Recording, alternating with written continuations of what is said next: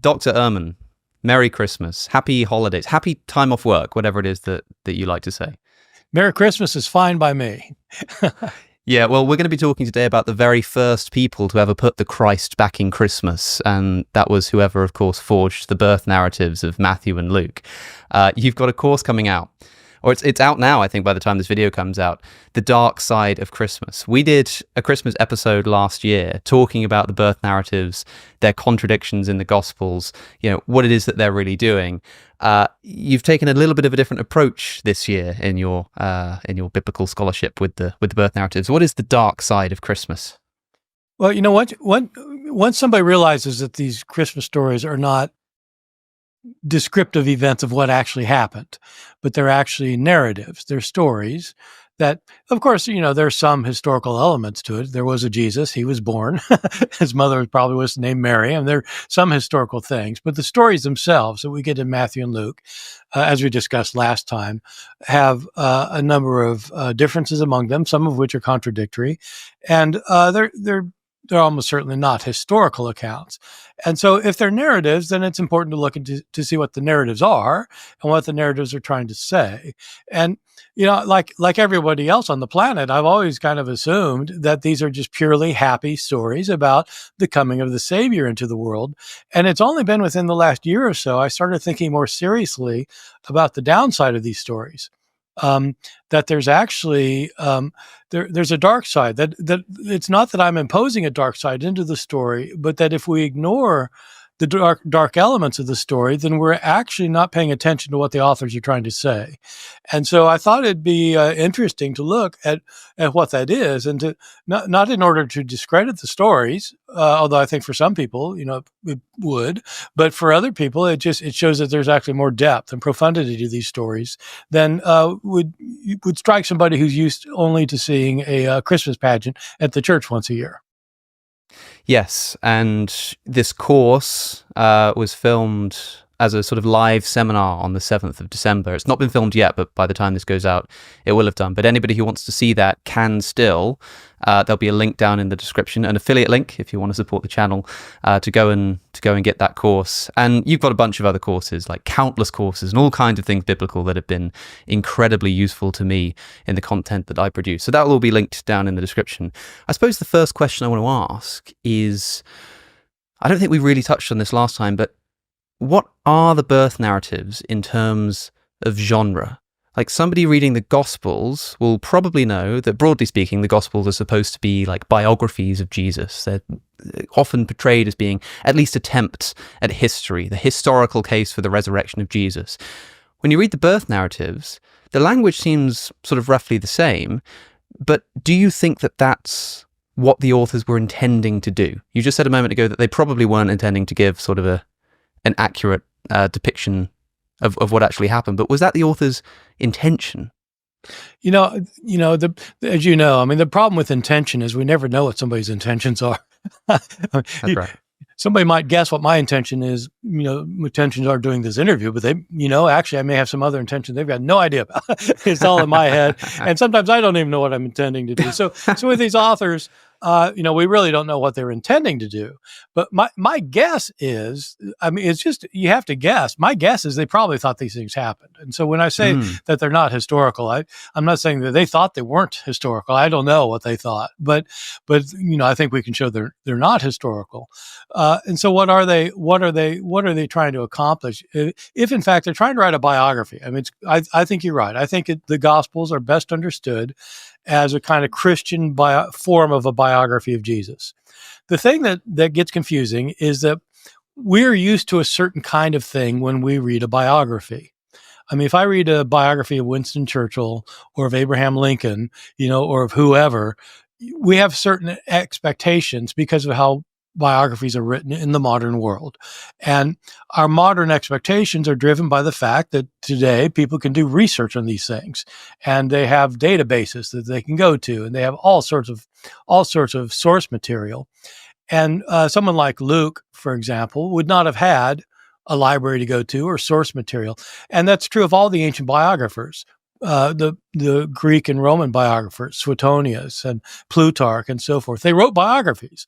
They wrote accounts of important people that are roughly like ours. They're the life and what happened in a person's life. But there are lots of essential differences. One of the things that they often do in their biographies, ancient biographies, is they begin with some account of the person's birth. And not always, but often. And the point of the birth narratives usually is what the entire biography is, which is somewhat to give information, of course, but also to show what this person's character is like. And so if somebody has a really rough beginning, it probably means this person's going to have a really rough life because it's foreshadowing what's going to happen. If you have somebody who's very famous, who is astounding, then they'll have some kind of spectacular birth. And so we have birth narratives of Alexander the Great, for example, or Plato, or, pick your famous person. And these are often portrayed, even these birth narratives are often portrayed in supernatural terms to show that this person wasn't just a mere human like the rest of us peons down here, that in fact they were something really special. And so I think the birth narratives of Matthew and Luke are both trying to function that way, trying to show that Jesus came into the world as something really different from the rest of us.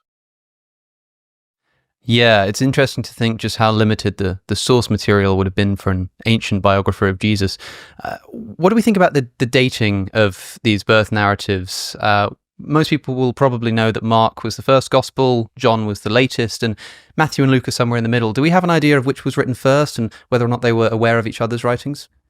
Oh, well, there are differences of opinion on, all of these things, but you're right. I mean, almost everybody agrees Mark was first, and it does not have a birth narrative. John is the last one. It also does not have a birth narrative. Usually Mark's dated around 70 or so, early 70s, and John is usually dated into the 90s or so. And it's long been thought that Matthew and Luke are sort of in between. And so like in the 80s, 80 or 85 of the Common Era. Conservative evangelical scholars or conservative Catholic scholars might argue that they're, 10 years after the birth of after the death of Jesus or something, but most critical scholars don't think that. The big issue right now among scholars is whether Luke might be a later account. Luke also wrote the book of Acts, and some scholars are arguing that Acts could not have been written before the beginning of the 2nd century. And so, if so, then Luke possibly would be later as well. The other big question is the one you mentioned. Did they know each other? I think everybody agrees, just about everybody agrees, that Matthew was not using the Gospel of Luke. One question is whether the Gospel of Luke was using the Gospel of Matthew. Luke is probably later. Did he have access to Matthew? And there's a small but loud minority of scholars who are saying yes. But the majority of us still think no, these are independent accounts. And when you compare just the birth narratives themselves, they have basically some things in common, right? But there's a birth in Bethlehem to somebody named Mary who was a virgin. They're basic things, but the stories themselves are completely different, and they have different points and they're different things. And so I think they're probably independent of one another. Yes. Am I right in thinking that there are some scholars who even think that Luke is later than John? Yeah. So the deal is that the book of Acts that this person also wrote, some scholars have been arguing that the book of Acts shows knowledge of the writings of Josephus. Josephus was writing in the 90s. His Antiquities of the Jews appeared in the year 93. And if the author of Acts did know that, then he had to be writing later. And so there's a move to push him back to like the year 120 or so. John is usually dated to the 90s.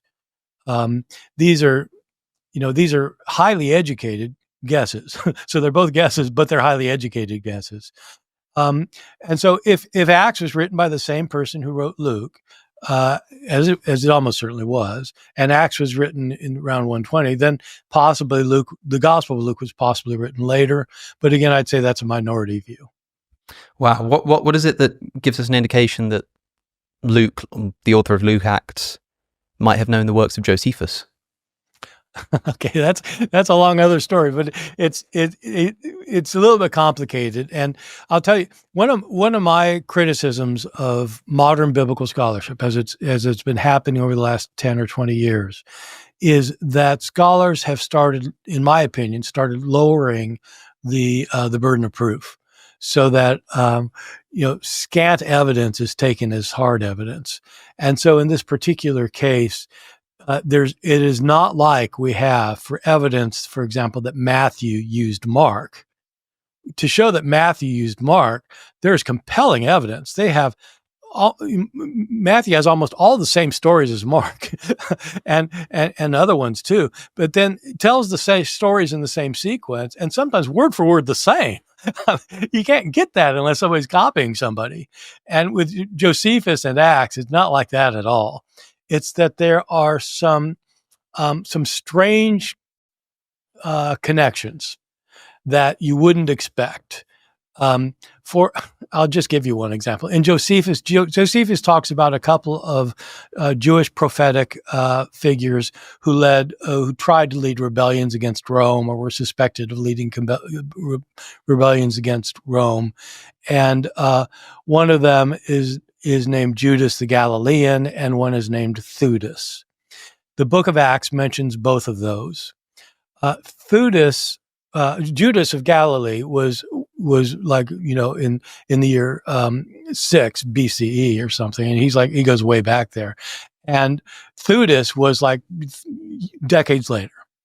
Okay, but Acts mentions them in the opposite order. It mentions Theudas is coming first, and then Judas of Galilee. Josephus also talks about Theudas and Judas of Galilee. And he knows that Judas of Galilee was earlier, but he talks about him first before he talks about Theudas. See, so this is kind of confusing. But the point is that they say, well, so Acts must have gotten that from Josephus. And I don't know. It just seems. I see. So a little less stringent than for me. Than Matthew. For me, it's way less stringent. Last question on dating, I promise, but. Okay, so you flip open Matthew and you flip open Mark, and they're sort of verbatim same passages. How then do we know that Mark came afterwards, that Matthew came afterwards, and that Mark wasn't like a redacted version of Matthew? Well, that, in the early church, that was the opinion. St. Augustine thought that Mark was kind of like a Reader's Digest version of Matthew. They got rid of a lot of the sayings and things. The arguments are kind of complicated, and we maybe could do an episode on it sometime. Yeah, it's complicated stuff. Perhaps we should do that. Yeah, but it is. The arguments are really quite compelling for Matthew not being that Mark not copying Matthew, but Matthew copying Mark, and it has to do with the agreements between Matthew, Mark, and Luke in tandem, the three of them in tandem, and it has to do with sequencing of the arguments, and they're long arguments.